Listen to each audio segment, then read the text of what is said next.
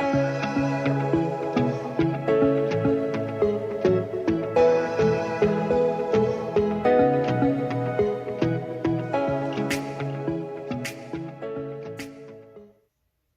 morning. Good morning. I'm pretty sure we're live, and I'm so happy to be here.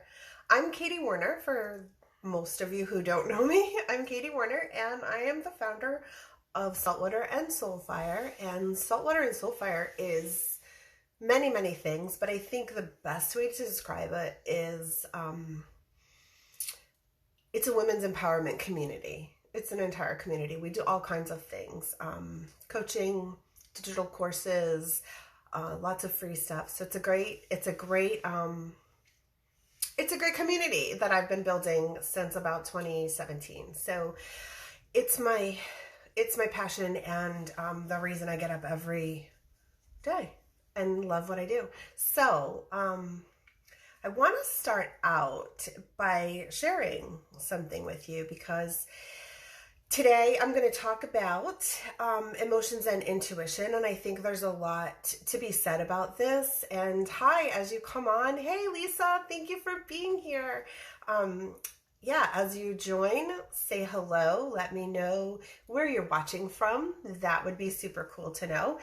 And if you're watching the replay, definitely comment in that you're watching the replay and let me know where you're watching from. I know that it's morning where I am, but certainly we are definitely a global group here, so people could be watching from all over the place. That said, I'm just going to drop super quick in the group that I'm live now. And Columbia, South Carolina, that's awesome. And yeah, hold on a minute, throw a little post quick in the group and get started. Yeah, so thank you for the hearts. I appreciate that. That's so awesome. Thank you, thank you, thank you, thank you.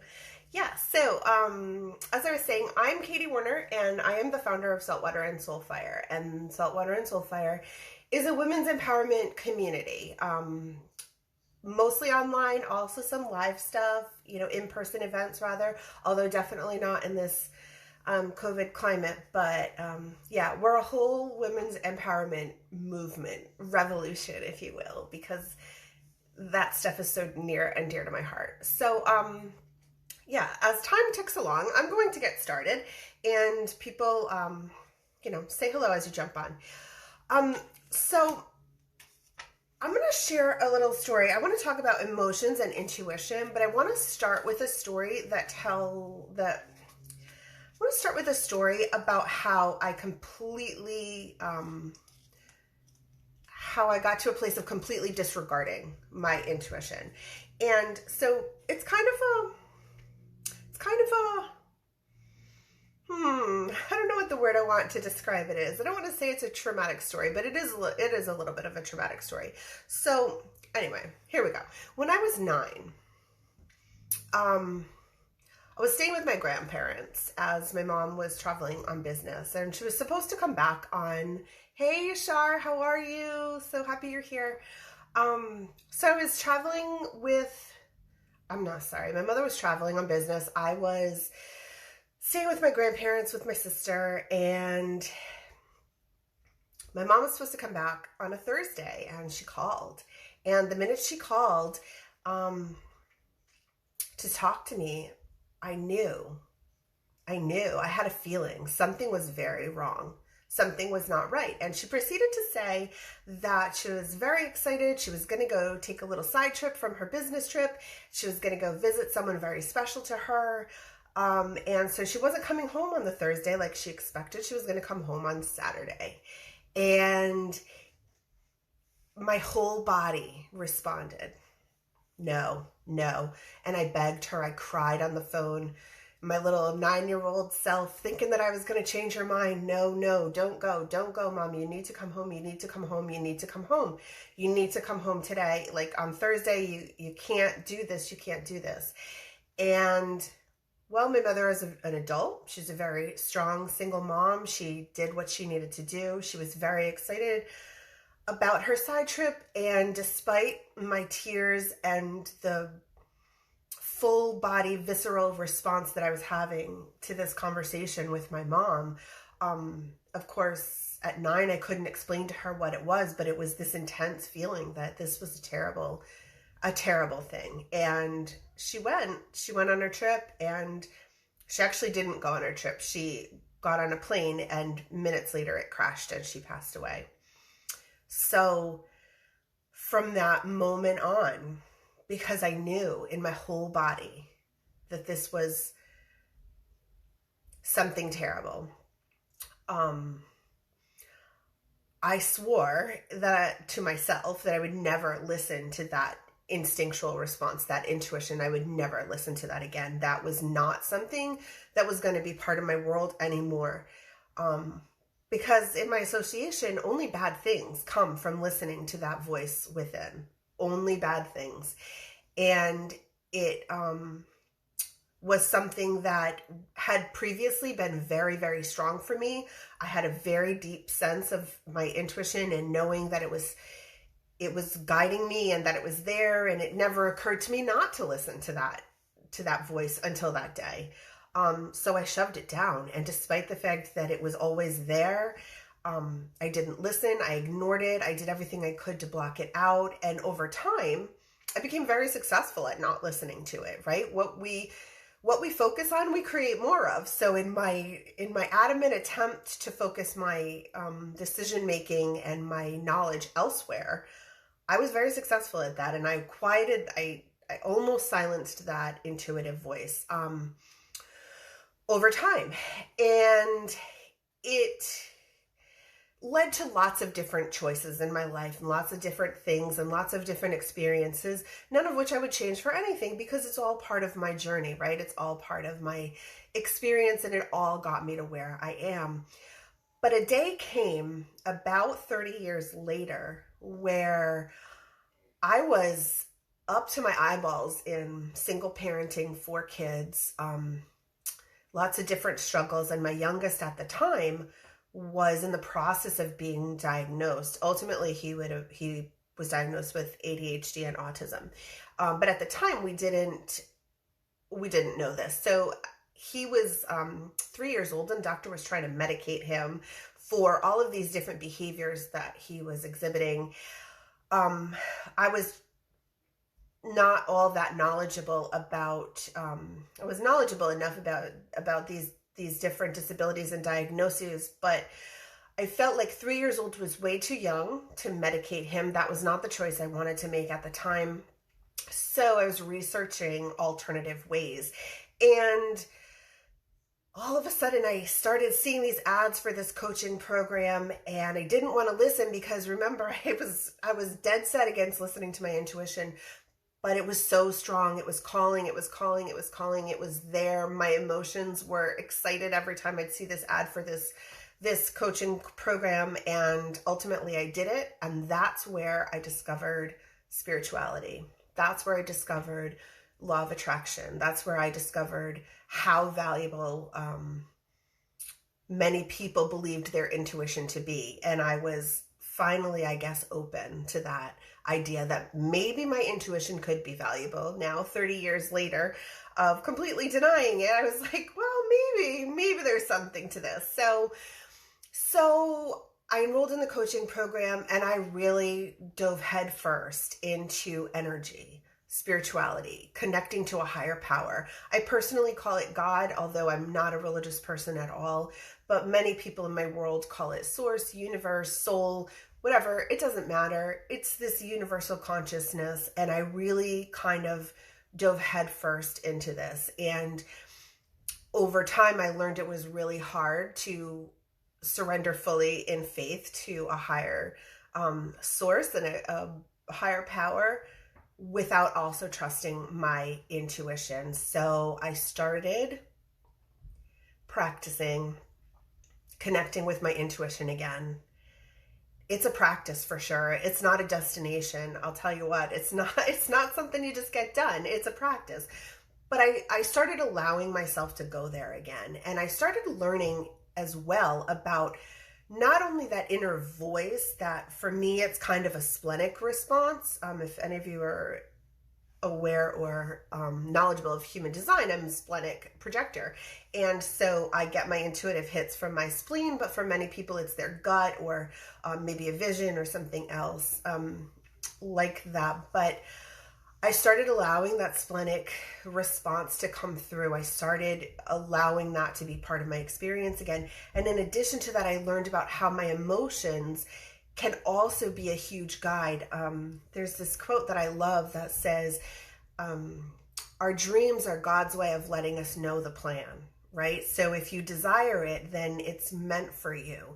And your soul is going to provide you, or your God or your consciousness, whatever you want to call it, is going to provide for you the means by which to achieve those dreams and those desires. And I love this because it really makes wanting what we want right. It really gives us a solid anchor into wanting what we want. And it also lets us know that when we're desiring something, when we're dreaming about something, when we're feeling good and when we're feeling lit up about something, then those emotions are our touchstones. Those emotions are keys for us to know that where we're going is right and correct and good for us individually, not a right or wrong collectively, but a right or wrong for us individually, right? So I was deep into spirituality, and some stuff came up, some things happened. My kids and I ended up losing our home, and we were living with my sister for about 10 months. And that was a blessing that we had her to help us. And it was also very stressful, having a lot of us under one roof. So I was constantly looking for a new place, and the sort of pinnacle of when I really knew that my intuition and I had completely reconciled was looking for a home for my kids and I, and standing in the kitchen with my sister and seeing an ad on Craigslist, which I never looked at Craigslist for properties, for rental, places to rent for my kids and I, for many reasons, but for whatever reason, I was guided to look on Craigslist, which I did, and I found the house, and the ad was adorable, and I said to my sister, oh, this guy says he's looking for the right tenant, and I'm just going to walk up to him and say, I'm Katie Warner, and I'm the right tenant for you. And no lie, within 24 hours, I had seen the property and verbally agreed to take it. 24 hours later, I had put a deposit down. 3 weeks later, my kids and I moved in. There was no part of that that experience of getting the house.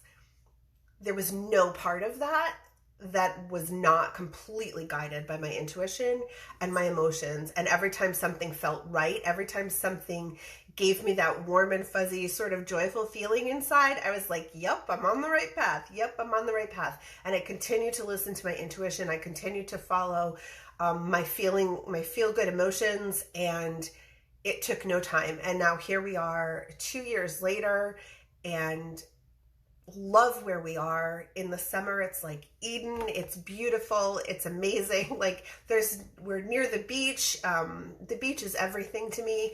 We're in a beautiful little town. It's just such a good place for us. So my intuition and I finally reconciled. We made up. We're back together. We love each other again. It's all good stuff. And I think it, no part of this journey shouldn't have happened. There were certainly very challenging times along the way, but it all happened the way it happened so that I could be where I am. And I am so very appreciative of all of that.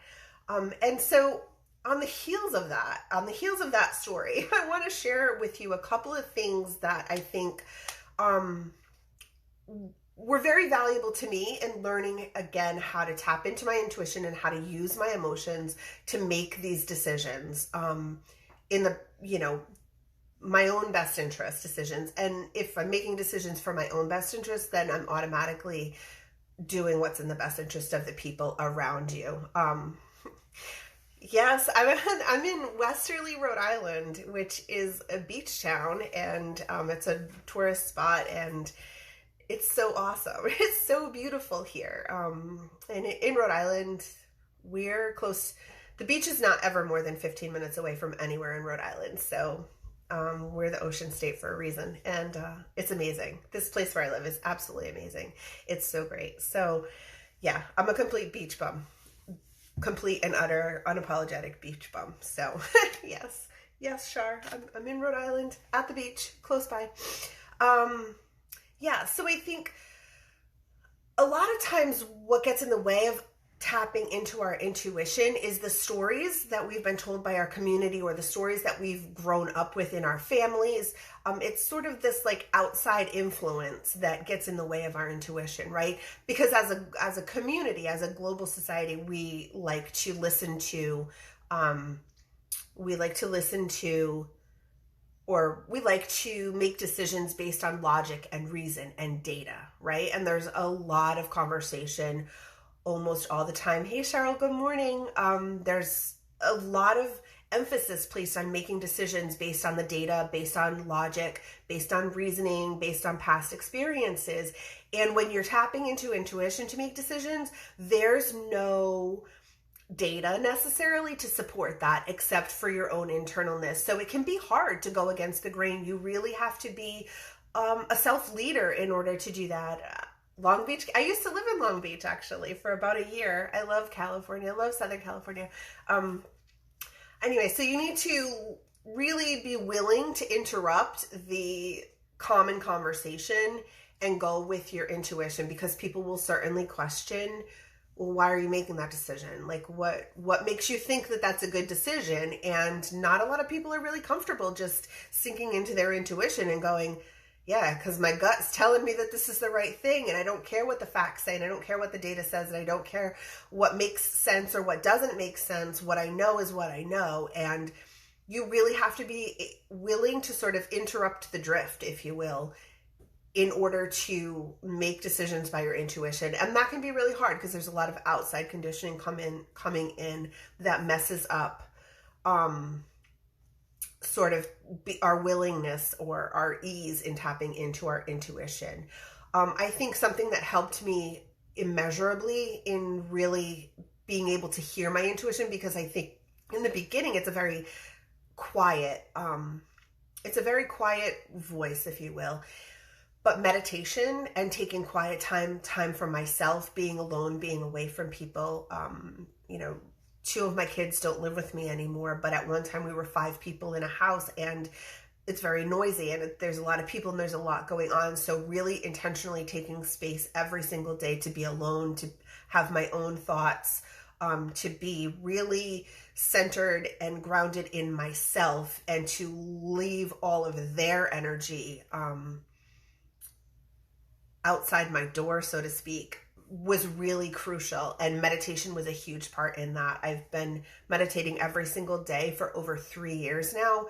Some days it's only 5 minutes, some days it's an hour or more, but I listen to my body, and I take that time every day, because quieting my mind and getting rid of the outside voices and the outside energy and conditioning is paramount in tapping into that intuition.